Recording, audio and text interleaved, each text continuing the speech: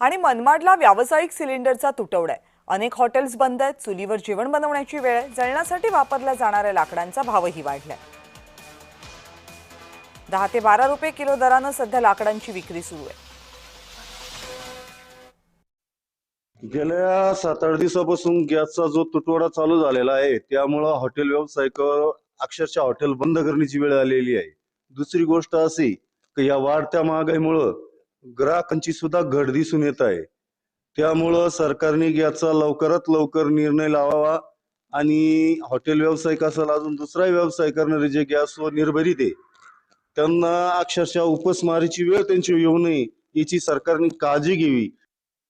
Cylinder टंचाईमुळे hotel व्यावसायिकांना gas भेटत नसल्यामुळे सर्व काही चुलीवर करताय। ज्यांचं चुलीवर बनवतात त्यांना जर कस्टमर देता येत आहे, ज्या हॉटेलमध्ये चूल नाहीये गॅसवर जे निर्भरित आहे तर त्यांनी व्यवसाय कसा चालवावा हे व्यावसायिकांवर मोठं संकट आलेलं आहे। तर सरकारने लवकरात लवकर गॅस टंचाईचा निर्णय घ्यावा, व्यावसायिकांना गॅस पुरवावा ही सरकारला विनंती आहे।